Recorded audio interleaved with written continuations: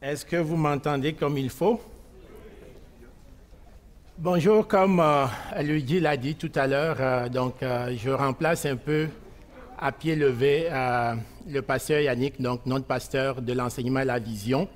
Donc ce matin, on va faire une pause dans notre série actuelle sur Apocalypse et on va en tout cas être dans la parole de Dieu, même si ce n'est pas dans Apocalypse, on va être dans la parole de Dieu et certainement que Dieu a quelque chose à nous enseigner. Chaque fois que nous avons l'opportunité d'ouvrir sa parole, le Seigneur a quelque chose certainement à nous enseigner. Et ce matin, il me fait plaisir de pouvoir partager ce texte qu'on va nous lire dans les prochaines minutes avec vous. Et ce texte va nous amener dans une histoire que vous connaissez certainement très bien. Et comme chrétiens, nous vivons généralement dans une société marquée par des hauts et des bas. Donc, ce n'est pas parce que nous sommes chrétiens que nous ne sommes pas soumis exactement aux mêmes situations que vivent l'ensemble des êtres humains sur la terre. Donc, nous sommes soumis exactement aux mêmes situations. Nous traversons des moments de joie, des moments d'allégresse, mais aussi des moments, des fois, un peu plus difficiles. Et bien souvent, comme chrétiens, une question revient constamment à notre esprit. Quel est l'ingrédient ou quelle est la méthode, qu'est-ce qu'on pourrait faire de particulier pour que notre vie de chrétien soit une vie vraiment remplie de bonheur, une vie authentique qui soit à la gloire de Dieu? Et les Écritures, souvent, vont se servir des histoires, des personnages de la Bible ou d'autres situations, surtout dans les évangiles, pour nous amener à nous inspirer parfois de ce que ces gens-là ont vécu et nous permettre, nous aussi, d'apprendre comment, dans une telle situation, tel personnage de la parole de Dieu s'est comporté et aussi s'inspirer de ça pour nous avancer et grandir, pour bâtir la personne de Christ, la personne de Christ en nous et avoir la vision qui correspond à un enfant, qu'un enfant de Dieu doit avoir. Et ma prière pour nous ce matin ensemble, c'est qu'à la fin de cet exposé, que nous puissions puiser dans ce que le Seigneur va nous adresser ce matin, que nous puissions puiser les enseignements nécessaires pour se forger une conviction ferme de ce que doit être la vie chrétienne authentique, de ce que la vie d'un chrétien authentique, à quoi cela doit ressembler. Donc, nous allons prier et laisser ensuite place à notre frère pour la lecture du texte qui va nous servir de fil conducteur pour l'exposé de ce matin. Prions ensemble.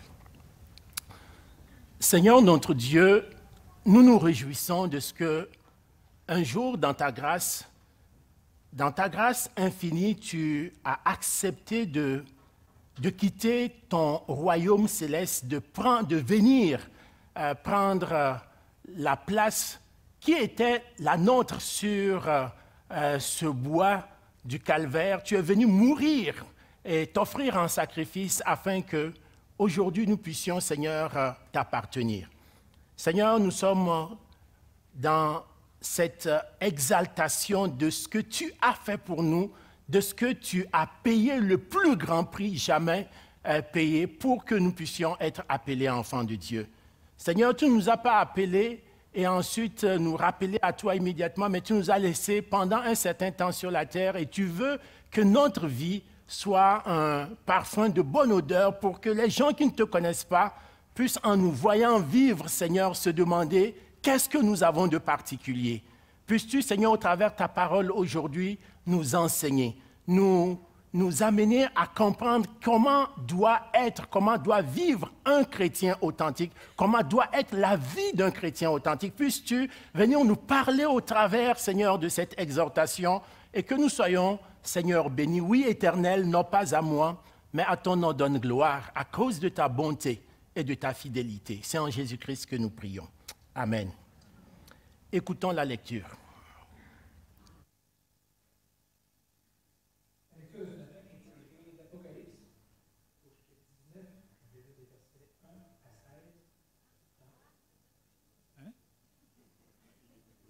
Non, je n'ai pas eu de nouveau texte.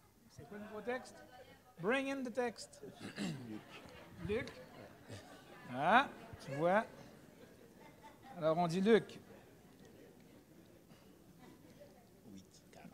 8. Donc, la lecture de ce matin est tirée de Luc, chapitre 8, au verset 40, jusqu'à la fin, donc 56. Et je vais vous lire ça dans la version Genève. Luc 40. À son retour, Jésus fut reçu par la foule, car tous l'attendaient. Et voici, il vint un homme nommé Jairus, qui était chef de la synagogue. Il se jeta à ses pieds et le supplia d'entrer dans sa maison parce qu'il avait une fille unique d'environ 12 ans qui se mourait. Pendant que Jésus y allait, il était pressé par la foule.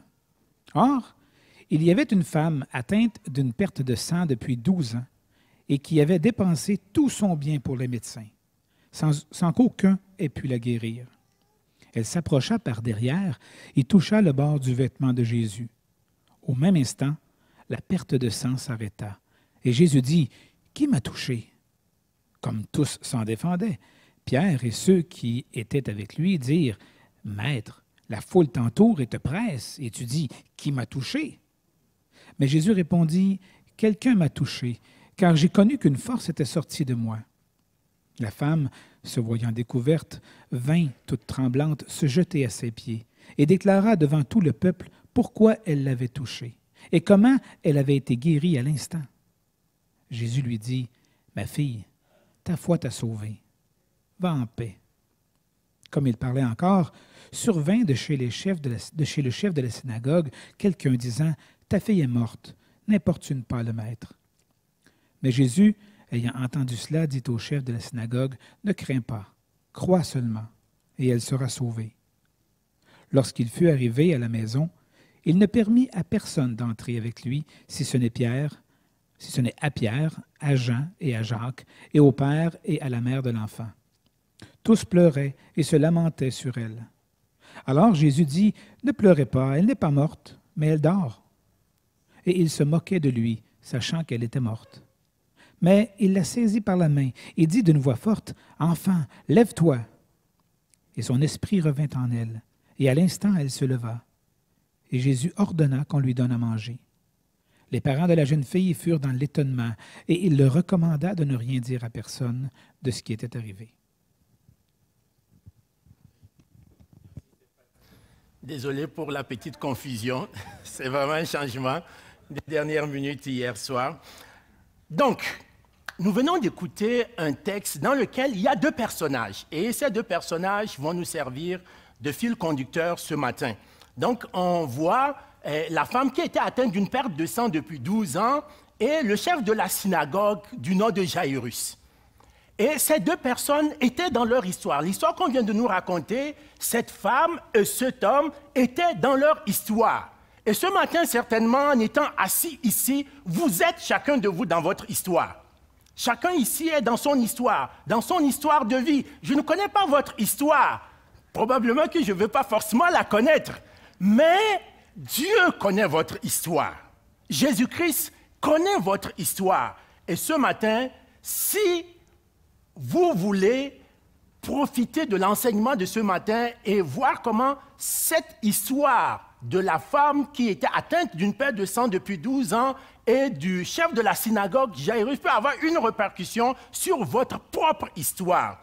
Bien-aimés, ce matin, j'aimerais que nous puissions faire quelque chose d'assez important, c'est que nous puissions apprendre ce matin à faire confiance à Jésus-Christ. Peut-être que vous êtes ici et que vous êtes simplement à la recherche de la vérité, vous demandez, vous n'êtes pas encore chrétien, vous vous demandez c'est quoi cette affaire et comment ça se passe. Peut-être que c'est aujourd'hui l'opportunité que le Seigneur vous donne pour que vous puissiez commencer à lui faire confiance. Peut-être que vous êtes ici et vous êtes chrétien de longue date. Vous connaissez le Seigneur. Vous marchez avec le Seigneur depuis plusieurs années. C'est peut-être aussi pour vous une opportunité ce matin de renouveler cette confiance que vous aviez placée en la personne de Jésus-Christ ce matin. Alors voilà comment, bien-aimés, je vais résumer l'exposé de ce matin. Faire confiance à Jésus-Christ au milieu de mon histoire est la garantie d'une vie chrétienne authentique. Apprendre comme chrétien À faire confiance à Jésus-Christ au milieu de mon histoire, c'est la garantie d'une vie chrétienne authentique. Le texte qu'on nous a lu ce matin, si vous êtes passé par les classes d'école de dimanche, vous connaissez cette histoire et vous l'avez entendue de mille et une manières. Donc, l'histoire de la femme qui était atteinte d'une perte de sang et de la petite fille de Jairus qui était mourante et que Jésus a ramenée à la vie. Alors, des fois, quand on est tellement familier avec une histoire qu'on a déjà entendue maintes et maintes fois, on se demande qu'est-ce qu'on peut apprendre de nouveau, encore si on était amené à parler de cette histoire. Alors, ce matin, je vais vous demander un exercice de mémoire, un exercice vraiment dans votre imagination. J'aimerais que vous puissiez oublier la fin de l'histoire que Stéphane vient de nous lire. Sortez cette histoire de votre esprit. Faites comme si vous n'avez jamais entendu parler de cette histoire. Oubliez la fin de cette histoire. On va ensemble se plonger dans l'histoire. On va se plonger dans l'histoire, on va voir l'histoire, peut-être, c'est ma prière aujourd'hui, c'est qu'on puisse voir cette histoire sous un autre angle, sous une autre vision. Effaçons la fin et soyons nous-mêmes dans l'histoire. Ce matin, je vous invite à être la femme qui était atteinte d'une perte de sang depuis 12 ans. Soyez cette femme-là. OK, non, ça ne vous tente pas, je comprends. OK, soyez Jairus. Soyez le chef de la synagogue. Mettez-vous exactement dans la peau du chef de la synagogue. OK, donc, non plus, ça, ce n'est pas très bon. OK, alors soyez les témoins. Soyez parmi les témoins. Un disciple, quelqu'un dans la foule. Soyez dans l'histoire. Alors, on pourra, si vous voulez, fermer les yeux quelques secondes pour vraiment nous transporter vers l'entrante de notre ère. Nous sommes vers l'entrante de notre ère, quelque part dans ce temps-là, dans votre imagination. Mettez-vous donc dans la peau de n'importe quel personnage dans cette histoire qu'on vient de nous lire et essayons de revivre cette histoire en 4 actes, en 4 scènes. On va essayer de revivre cette histoire exactement avec ceux qui étaient là présents en ce jour-là, en 4 scènes. Mais pour commencer, l'auteur fait quelque chose d'extraordinaire. Et c'est ce qu'on va commencer à faire. Avant de tomber dans les 4 actes que représente cette histoire, on va planter le décor. L'auteur de ce récit, Luc, plante le décor. Il décrit un peu tout ce qui environne cette histoire. Il ne tombe pas directement dans le récit de l'histoire. Il nous décrit, il met un décor. Et voyons le décor que l'auteur ici plante. Donc, on voit déjà, on remonte un peu plus loin que le texte qui nous a été lu. Donc, dans le verset 37, déjà, on voit que tous les habitants du pays des Garéséniens prièrent Jésus de s'éloigner d'eux, car ils étaient saisis d'une grande crainte. Jésus monta dans la barque et s'en retourna. Maintenant, verset 40, à son retour, Jésus fut accueilli par la foule, car tous l'attendaient. La Bible nous dit qu'il y avait 2 villages. Et les 2 villages étaient séparés par un lac, le lac de Galilée. Et d'un côté du rivage, Jésus était allé de l'autre côté du rivage. Et là, Jésus a fait quelque chose d'extraordinaire. Il a guéri un démoniaque. Un démoniaque qui était sous l'emprise des forces démoniaques, venait d'être libéré par Jésus-Christ. Et quand les habitants ont vu ce miracle, au lieu de désirer que Jésus reste dans leur village, peut-être pour en faire d'autres miracles, ils étaient saisis de froid, ils étaient saisis de peur. D'un côté, ce village ne voulait plus entendre parler de Jésus. Ah, ça c'est trop ça. Ah, quelqu'un qui vient s'immiscer dans la vie des gens dans notre village. Non, ça dépassait un peu ce qu'ils pouvaient supporter. Et le verset 37 nous dit clairement que les habitants de cette ville ont supplié littéralement Jésus de s'éloigner d'eux. Et Jésus, quand Jésus ne veut pas s'imposer, si nous ne voulons pas de Jésus, Jésus ne va pas s'imposer. Alors, la Bible nous dit que Jésus est monté dans la barque et s'en retournait. Ça, c'est ce qui se passe d'un côté du lac. De l'autre côté du lac, il y avait des gens qui attendaient. Le verset 40 nous dit, à son retour, quand il a traversé le lac, à son retour, Jésus fut accueilli par la foule, car tous l'attendaient. 2 villages, d'un côté et de l'autre, mais ce n'est pas la même attitude. De l'autre côté du lac, les gens attendaient. Les foules ont commencé par se masser au bois. Probablement que Jésus, en étant embarqué dans sa barque, il y a des pêcheurs aussi qu'il avait dévancés et qui avaient apporté la bonne nouvelle avant que Jésus n'arrive. Ils se sont dit, OK, quand on a quitté l'autre rive, Jésus s'en venait. Alors, la nouvelle s'est rapidement répandue dans la population et la population a commencé par se rassembler autour du lac parce que Jésus s'en venait. On voit donc cette joie débordante de cette population de l'autre côté du lac et Jésus arrive. Bien-aimés, la question qu'on doit se poser comme chrétiens, de quel côté de la rive sommes-nous aujourd'hui? Est-ce que nous sommes de ce côté de la rive où nous ne voulons pas entendre parler de Jésus? Où vraiment la personne ne désirons même pas que Jésus se mêle de nos affaires? Ça, c'est un peu trop. Où nous sommes de ce côté de la rive où nous désirons ardemment que Jésus vienne parce que nous attendons cette personne extraordinaire qui pourra peut-être et certainement bouleverser nos vies. De quel côté de la rive sommes-nous dans cette histoire, si nous replongeons dans cette histoire? Et le contraste continue.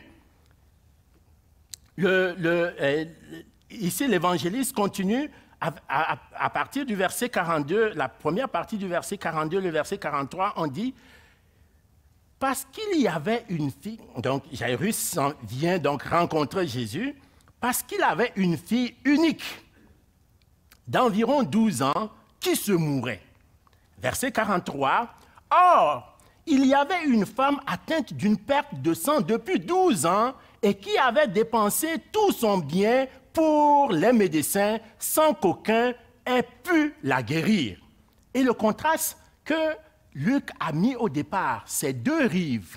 L'un qui désirait voir Jésus partir et l'autre qui désirait voir Jésus arriver. On voit que ce contraste-là, dans le décor, Luc continue à placer ce décor-là et à mettre en relief ce contraste-là. On voit une fille de 12 ans. C'était la fille de Jairus. C'est la fille de Jairus. Elle avait 12 ans. Et ce n'est pas par hasard que Luc met ça en contradiction, hein, en opposition avec une autre chose qu'on voit. Il y avait une femme qui était souffrante depuis 12 ans. La fille unique qui faisait la joie de ses parents. Jairus et sa famille se réjouissaient d'avoir cette fille-là. Ce n'était pas une fille parmi tant d'autres, c'était leur fille unique.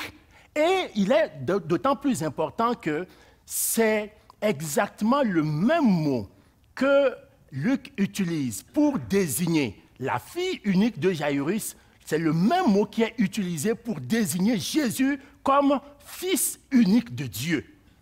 Donc, c'est pour montrer combien était précieuse cette fille unique de Jairus. Il faisait toute son affection. Il faisait, pendant 12 ans, Jairus a vu grandir sa fille, a vu s'épanouir sa fille, a vu sa fille prendre de la maturité. Et vous savez, en ce moment en Israël, 12 ans, c'était pratiquement l'âge où on devenait adulte. C'était l'âge où on rentrait dans le cercle des adultes. Donc, à 12 ans, au moment où Jairus pouvait dire « mission accomplie, j'ai pu voir ma fille grandir, s'épanouir et devenir une personne adulte », voilà qu'une mauvaise nouvelle arrive dans la vie de Jairus et de sa famille, c'est que la fille était sur le point de mourir. Et en même temps, on voit d'un autre côté une femme atteinte de perte de sang depuis 12 ans. Oh, dans son cas ici, ce n'était pas une question de joie pendant 12 ans. C'était 12 ans de souffrance, en contradiction avec les 12 ans de bonheur que la fille de Jairus a eu. C'était 12 ans de souffrance pour cette femme-là. Cette femme souffrait depuis 12 ans. La Bible va plus loin en disant qu'elle a dépensé tout son argent, tout son bien, elle a dépensé auprès, dans la main des médecins, et aucun n'a pu trouver la solution à son problème. 12 ans où elle était à la recherche d'une solution à ses problèmes de tous les jours. Et ce n'étaient pas des problèmes faciles. La vie, souvent, la vie de plusieurs personnes, même au sein de l'Église, au sein de nos familles, nos vies, souvent, sont des vies différentes. Comme on voit, la vie de cette fille et la vie de cette femme sont des vies complètement différentes. A priori, il n'y a rien qui relie ces deux histoires-là. A priori, il n'y a aucun lien. Mais souvent aussi, Dieu permet que nos vies puissent se compléter les unes avec les autres. Ou parfois, que nos vies s'entremêlent carrément. Et on va voir que dans le récit qui nous a été fait ici, la vie de cette fille et la vie de cette femme vont littéralement s'entremêler. Dieu permet tout cela pour notre bien. Et ce matin, j'aimerais que nous puissions, tout en suivant les 4 scènes, donc les 4 grands actes du récit dans lequel j'aimerais que nous puissions nous plonger, que nous puissions avoir tout cela à l'esprit. Donc voilà un peu la situation, le décor que l'évangéliste Luc met avant de commencer à raconter son histoire. Maintenant, plongeons-nous dans l'histoire. Plongeons-nous dans l'histoire. Acte 1, scène 1. J'ai intitulé cette scène « L'audace ». Regardons les versets 43 à 44. Or, il y avait une femme atteinte d'une perte de sang depuis 12 ans et qui avait dépensé tout son bien pour les médecins sans qu'aucun n'ait pu la guérir. Verset 44. Elle s'approcha par derrière, toucha le bord du vêtement de Jésus. Au même instant, la perte de sang s'arrêta. Bien-aimé, l'audace de cette femme est inimaginable. La Bible dit qu'elle était atteinte d'une perte de sang. Mais pour comprendre quelle était la vraie situation de la femme, vous devez vous replonger dans l'Ancien Testament, dans le livre de Lévitique au chapitre 15. Là, on décrit quelle doit être la condition d'une femme qui est dans son cycle menstruel. Combien de jours ça dure? Quelques jours, n'est-ce pas? Mais pendant le temps que ça dure, une femme qui est dans un cycle menstruel, en ce moment où nous sommes en train de vivre l'histoire en l'an 30 de notre ère, n'avait pas le droit d'être dans le public. Elle devait même être mise hors du public. Elle devait être mise à part parce qu'elle était considérée, d'après les lois de Moïse, comme étant une femme impure pendant cette période. Cette femme-là n'avait pas une perte de sang passagère. Ce n'était pas une perte de sang normale dans son cycle naturel, mais c'était une maladie. Elle souffrait d'une perte permanente de sang et cela dure depuis 12 ans. Bien-aimé, cette femme ose affronter la foule. Et ça, c'est ce qu'on appelle de l'audace. Oser affronter la foule parce qu'en réalité, on peut raisonnablement penser que cette femme était exclue de la société depuis les 12 dernières années. Elle n'avait pas le droit de se pointer dans un lieu public. Sa condition ne lui permettait pas d'aller dans un lieu public. Et moins encore de s'approcher d'un saint homme en la personne de Jésus-Christ. Elle n'avait pas ce droit-là. Elle sort donc probablement de sa cachette ce jour-là. Si vous êtes dans la peau de cette femme, probablement qu'elle sort de sa cachette. Elle sort de sa cachette et elle se dit, il faut que je voie Jésus. Peut-être que les fameux pécheurs qui étaient arrivés de l'autre rive où on ne voulait pas entendre parler de Jésus ont propagé la nouvelle et c'est tombé jusque dans la cachette de la femme. Elle s'est dit, il paraît qu'un grand prophète, le plus grand prophète que Israël ait jamais connu, arrive sur ce territoire. C'est l'occasion ou jamais. C'est l'occasion ou jamais parce que si je ne le rencontre pas maintenant, je ne peux plus le rencontrer. Alors elle sort, elle décide d'affronter sa peur et de sortir de sa cachette. Elle avait un objectif, voir Jésus. Voir Jésus. Mais elle n'avait aucun accès normal. Elle ne pouvait pas envoyer un SMS à Jésus. Jésus, je suis dans ma cachette. Est-ce que tu peux faire un tour par ici parce que personne ne veut me voir en public? Elle ne pouvait pas envoyer un SMS. Elle ne pouvait pas téléphoner à Jésus-Christ. OK, on va dire, OK, il suffit qu'elle marche et aille à la rencontre de Jésus. Naturellement, Jairus a fait la même chose. Jairus a marché et allé à la rencontre de Jésus. Il dit, peux-tu venir chez moi? Ma fille de 12 ans est mourante. Alors, on pourrait penser que cette femme aurait pu faire la même chose, mais elle ne pouvait pas parce qu'elle était une paria dans la société. Elle n'était pas admise, elle ne pouvait pas se présenter en public. Donc, elle ne pouvait même pas aller. On pouvait même imaginer que quand Jairus est venu, probablement que Jairus, on dit que c'était quoi son titre? Chef de la synagogue. Ça, c'est un gros titre en Israël. Probablement qu'il avait des gardes du temple avec lui. Probablement que les gens ont dû faire de l'espace devant lui pour pouvoir accéder à Jésus. Probablement que même certaines personnes ont dû être écartées un peu plus violemment pour que le chef de la synagogue puisse présenter sa doléance au Seigneur. Cette femme n'avait aucun de ces moyens. Alors, restons toujours dans l'histoire de cette femme. Cette femme probablement s'est dit, je ne peux pas me présenter. Qu'est-ce qu'il me reste à faire? C'est pourquoi la Bible ne nous dit pas que la femme alla embrasser Jésus. Moi, si je vais rencontrer Jésus, ça va être comme la chose la plus normale à faire. Je vais, je l'embrasse, et comme ça, je reçois toute la bénédiction. C'est pas ça. Elle dit, si je pouvais toucher le frange de son vêtement. Pourquoi elle ne dit pas si je pouvais toucher le col de son vêtement? Pourquoi le frange? La partie qui tombe vers le bas.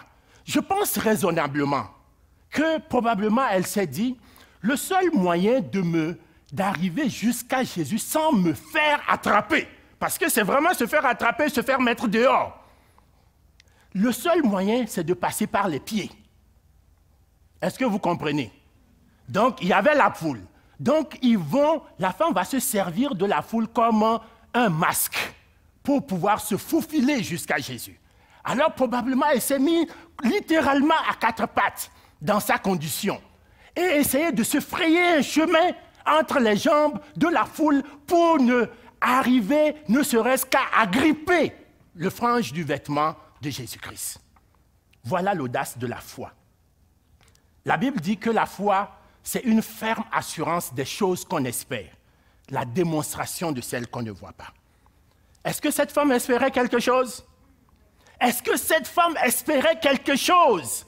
Elle avait cette ferme assurance de ce qu'elle espérait voir Jésus-Christ poser sa main de guérison sur lui, sur elle.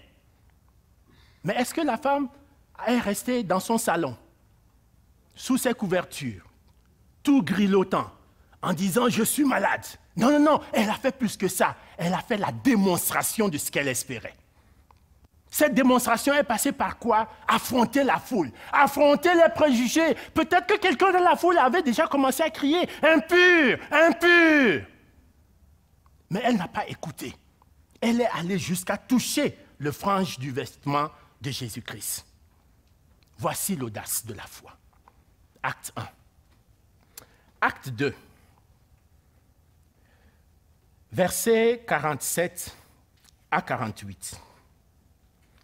La femme, se voyant découverte, vint tout tremblant se jeter à ses pieds, aux pieds de Jésus, et déclara devant tout le peuple pourquoi elle avait touché, comment elle avait été guérie à l'instant. Jésus lui dit, « Ma fille, ta foi t'a sauvée, va en paix. » Mais malheureusement, dans cet récit, la joie de la femme fut de très courte durée. Effectivement, selon sa foi, dès qu'elle a touché le bord du vêtement de Jésus, elle a été guérie. Elle a senti dans son corps toutes ces douleurs, toutes ces crampes, toute cette souffrance de 12 ans. Elle venait de voir son corps être libéré instantanément parce qu'elle a touché le frange du vêtement de Jésus. Mais cette joie fut de courte durée parce que Jésus arrête tout le monde. Quelque chose vient de se passer. Quelqu'un m'a touché. Qui m'a touché? D'abord, Pierre. Le tout bouillant Pierre reprend Jésus. Mais voyons donc, maître, quelqu'un t'a touché. C'est normal. Tout le monde te touche ici. Tout le monde veut te toucher. Donc c'est normal que quelqu'un t'a touché. Jésus dit non, je sais de quoi je parle. Celui qui m'a touché ne m'a pas touché comme les autres me touchent. Parce que celui qui m'a touché avec une main de foi, une ferme assurance et une démonstration. Alors la femme toute tremblante, nous dit la parole de Dieu, vint se jeter aux pieds de Jésus-Christ. Elle s'attendait à ce que Jésus-Christ lui retire cette guérison, toute tremblante, parce qu'elle a dû enfreindre plein de lois pour pouvoir toucher le frange du vêtement de Jésus. Elle se disait qu'elle venait de perdre cette joie qu'elle venait de ressentir grâce à la libération qui venait de se produire dans son corps. Elle s'attendait à ce que peut-être encore qu'il y avait encore le chef de la synagogue aux côtés de Jésus. Ça, la réprimande allait être sévère. Le chef de la synagogue était présent. Elle s'attendait à une réprimande. Elle était morte de peur. Elle était morte de culpabilité. Elle devait publiquement venir confesser sa faute devant tout le monde. Mais, bien-aimé, la parole que Jésus a prononcée tout de suite a rassuré la femme. Ma fille, c'est la seule et unique fois dans les évangiles que Jésus-Christ utilise cette expression. Nulle part dans la parole de Dieu, Jésus n'a appelé une personne « ma fille », sauf cette femme-là. Ma fille. Ma fille. Et ce mot, cette simple expression, la seule fois que Jésus-Christ l'utilise, il l'utilise sur cette femme. Et cela vient aussi en contradiction avec ce que nous avons vu. Dans tout le texte, Luc essaie de nous montrer cette opposition entre les deux histoires, mais en même temps, ces deux histoires qui s'entremêlent. Ma fille. Cette femme n'avait plus de père peut-être depuis longtemps. Peut-être que cette femme n'avait plus de père terrestre depuis longtemps. Ou dans tous les cas, même si elle avait un mari, même s'il y avait les gens de sa famille, elle était considérée comme une paria, comme une moins que rien à cause de sa santé, à cause de sa situation physique. Elle était considérée comme moins que rien. Peut-être vous sentez-vous dans cette situation aujourd'hui, qu'aux yeux de plusieurs personnes, vous êtes moins que rien, que personne n'oserait même vous appeler par votre nom, tellement vous lui faites honte. Mais Jésus appelle cette femme. Pas femme, pas une femme, pas une fille, mais ma fille, en opposition à la fille bien-aimée de Jaïrus.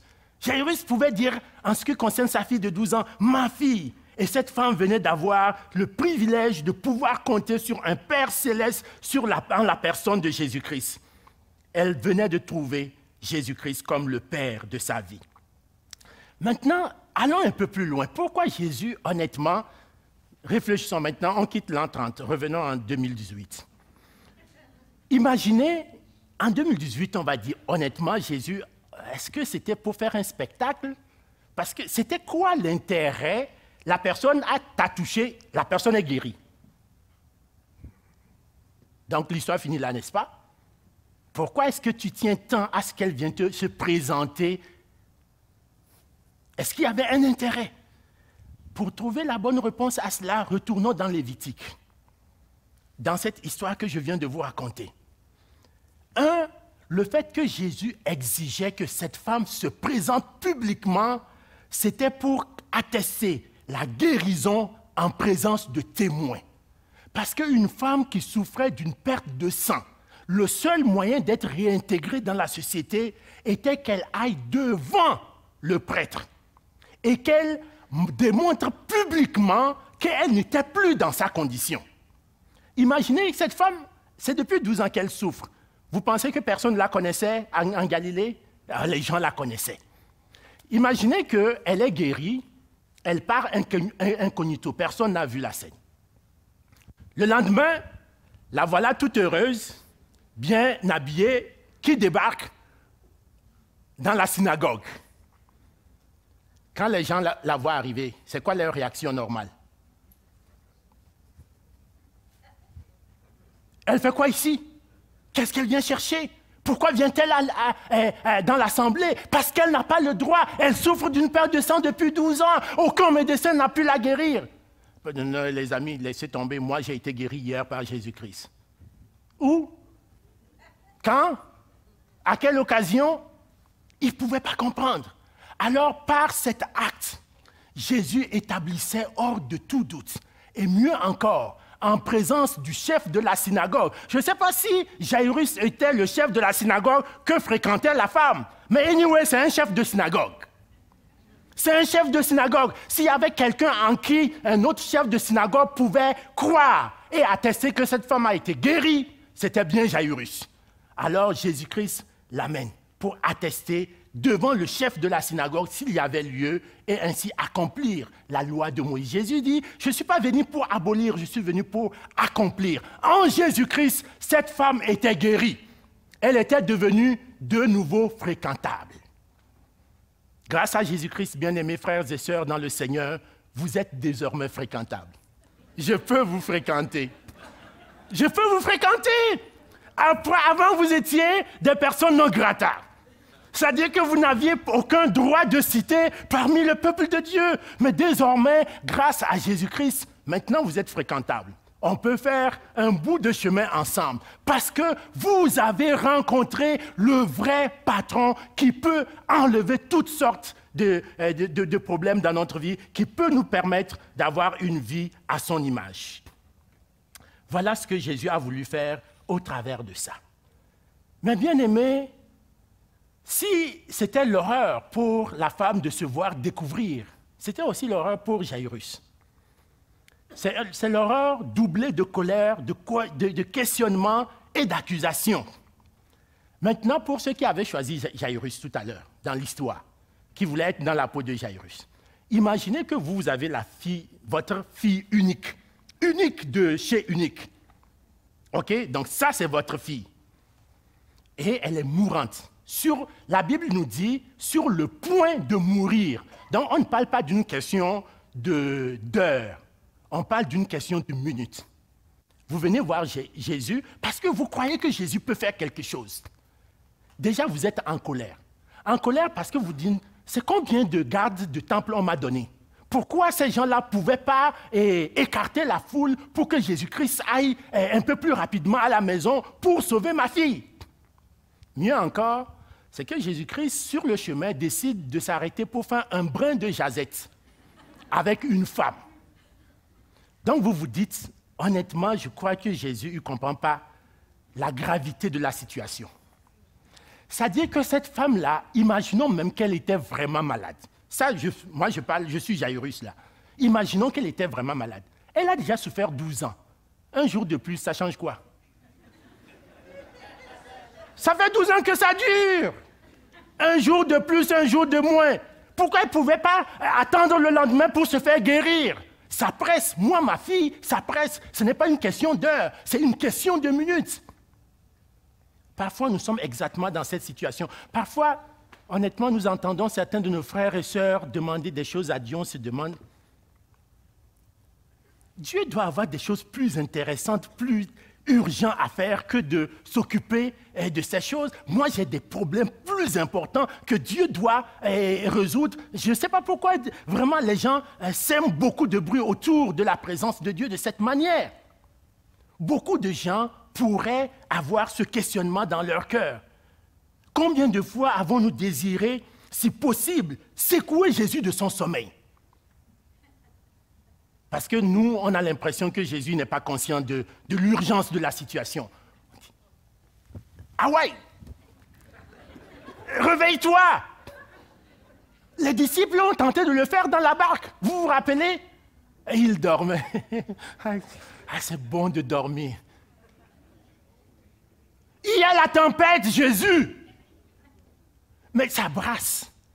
C'est exactement ce que Jairus avait dans son cœur. Il y a une tempête intérieure qui déferlait dans le cœur de Jairus. Oh, il voulait secouer Jésus pour que Jésus fasse quelque chose pour sa fille. Jésus comprend bien l'urgence de la situation. Et comme si ça ne suffisait pas, verset 49. Comme il parlait encore, brin de jasette de Jésus, avec la femme, survient de chez le chef de la synagogue quelqu'un disant, ta fille est morte.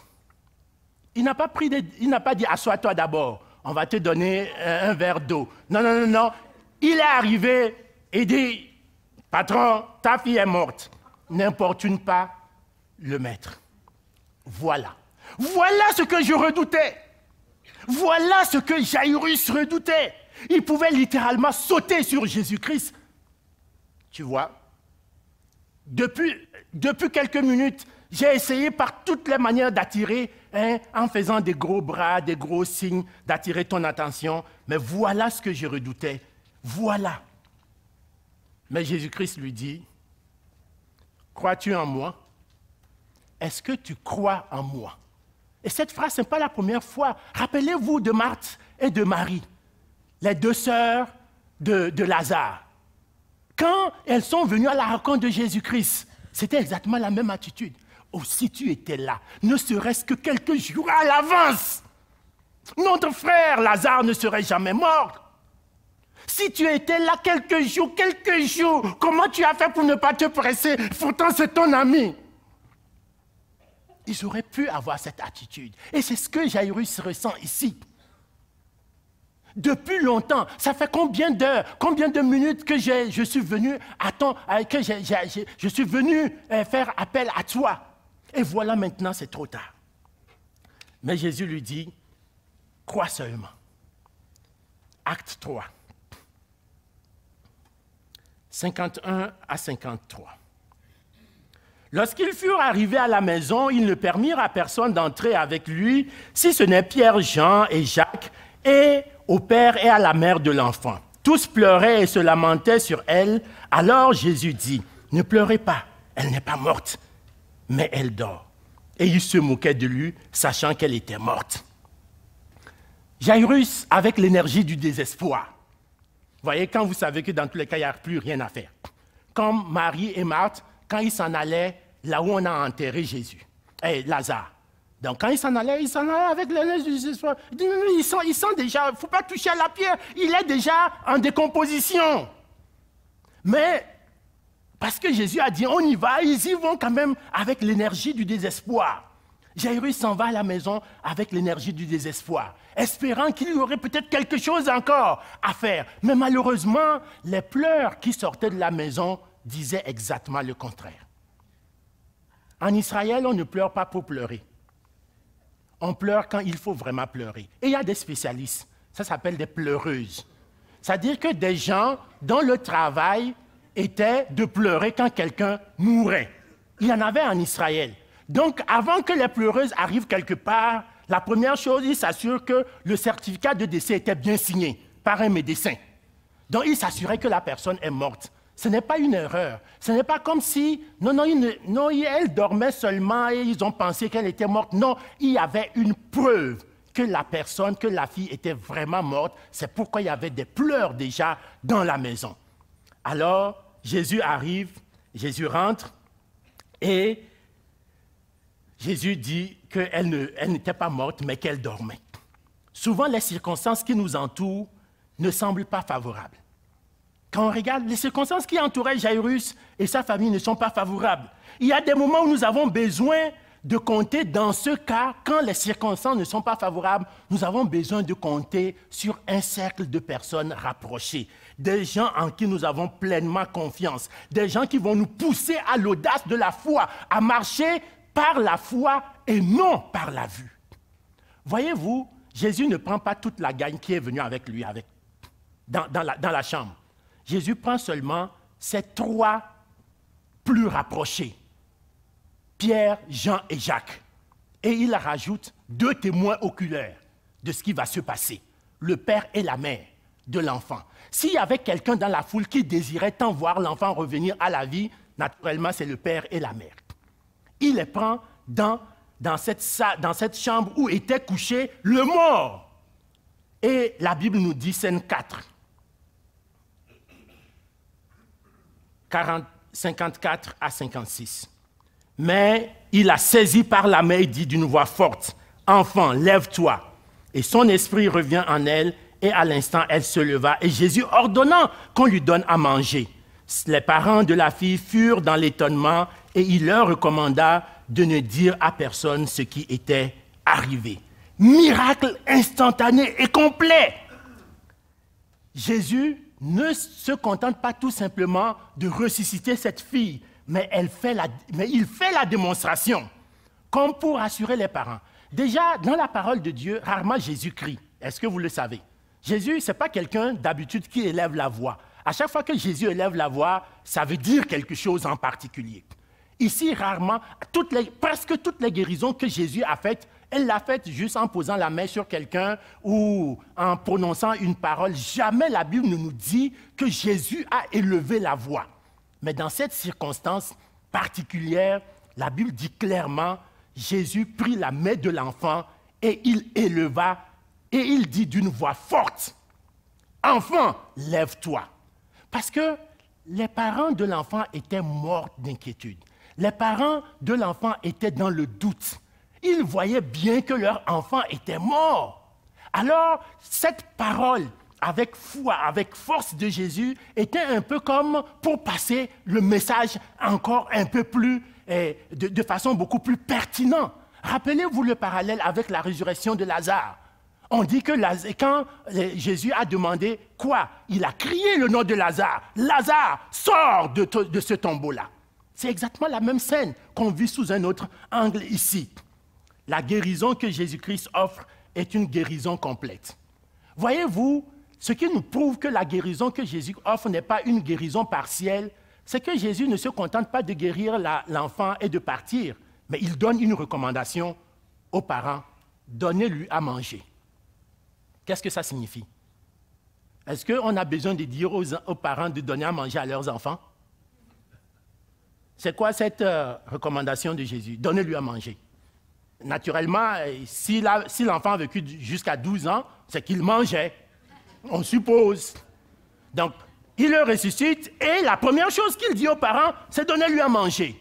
C'est au cas où quelqu'un dans la foule penserait que ce n'était pas le vrai enfant, c'est un esprit, c'est un fantôme. Il ne mange pas, il ne boit pas. Donc Jésus dit, les amis, c'est votre vrai enfant. C'est l'enfant que vous avez toujours eu. Donnez-lui à manger. En lui donnant à manger, les parents pouvaient le voir et reconnaître en elle, c'est bien notre fille en question. C'est elle, on la reconnaît. Elle sourit de la même manière. Elle fait exactement les choses qu'elle faisait avant. Donc, Jésus était en train de donner une preuve évidente de ce que le miracle qui venait de s'opérer est un miracle concret et complet. Jésus est le maître du temps. Il n'avait pas besoin de se presser. Il est le maître du temps. Il est le temps. Jésus est le temps. Il est le maître du temps. Il est le maître des circonstances. Mort ou vivant, Jésus est roi. Mort ou vivant, que vous soyez mort ou vivant, Jésus est roi et veut être roi dans votre vie. Bien-aimés, j'aimerais conclure ce matin. Après avoir traversé les 4 actes, d'abord, l'audace de la foi. Cette femme qui a osé braver tout autour d'elle pour pouvoir se frayer un chemin jusqu'à Jésus. Ensuite, l'effroi. L'effroi de voir que finalement, tout ce qu'elle avait dû consentir comme sacrifice peut-être tombait à l'eau parce qu'elle venait d'être découverte en flagrant délit. Mais rassurée par Jésus-Christ, au travers de cette expression « Ma fille, ta foi t'a sauvée ». La peur de Jairus, de ne plus voir du tout sa fille parce qu'elle venait de mourir. Mais cette peur qui vient d'être complètement enlevée parce que Jésus-Christ ramène sa fille de la mort à la vie. Bien-aimés, la question que j'aimerais nous poser ce matin, serions-nous seuls dans notre histoire? Oublions la femme, oublions Jairus. C'est votre histoire. Aujourd'hui, je ne sais pas par quelles circonstances vous passez. Je ne sais pas qu'est-ce que vous vivez en particulier. Mais je sais une chose. Vous avez 2 choix. Et il n'y a pas une 3e alternative.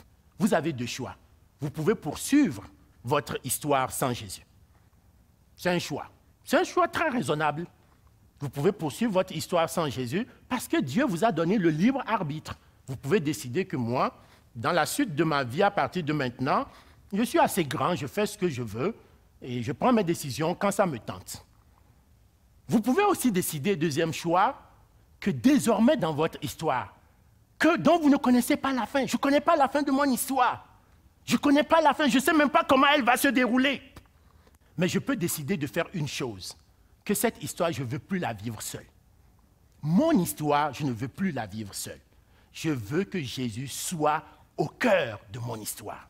Je veux compter sur Jésus dans mon histoire. Et c'est ce à quoi je nous invite ce matin. Faire confiance à Christ au milieu de mon histoire, c'est la garantie d'une vie chrétienne authentique. Je vais inviter les musiciens à revenir et nous inviter, nous encourager, bien-aimés, au travers de cette exhortation, en prenant exemple sur cette femme qui était atteinte d'une perte de sang depuis 12 ans et qui a dû braver montagnes et fleuves pour traverser cette foule gigantesque et arriver à trouver en Jésus-Christ la solution de son problème. Mettons-nous dans la peau de Jairus, qui, malgré ses hésitations, a pu quand même continuer avec l'énergie du désespoir jusqu'à la chambre de sa fille et voir sa fille être ramenée de la mort à la vie. Nous pouvons, nous aussi, décider de ne pas continuer la marche tout seul. Nous pouvons décider ce matin, comme chrétiens, de poursuivre notre chemin, le chemin de l'histoire de notre vie, de la poursuivre ce chemin-là avec Jésus-Christ au centre de notre vie. Et si par hasard nous sommes ce matin ici et que nous n'avons pas encore donné notre vie au Seigneur Jésus-Christ, peut-être c'est la meilleure occasion pour nous de commencer désormais à avoir dans votre histoire Jésus-Christ dans votre barque.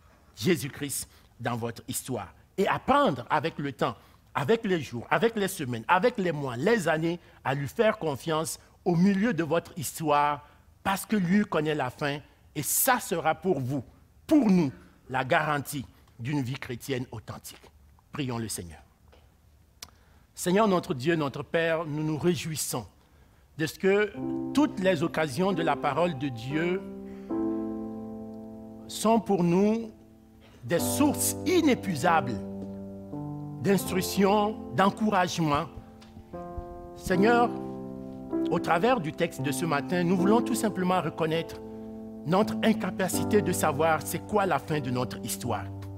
Et simplement compter sur toi, sachant que si tu es dans notre histoire, nous n'avons pas besoin de connaître vraiment la fin, parce que nous savons que quelle que soit la fin, toi tu es au contrôle de notre histoire. Merci notre Dieu pour ta grâce, pour ta bonté, pour ta miséricorde envers nous.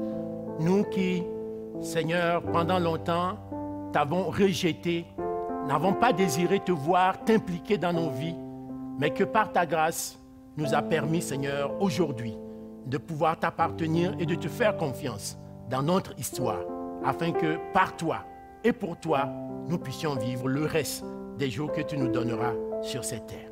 C'est en Jésus-Christ que nous prions. Amen.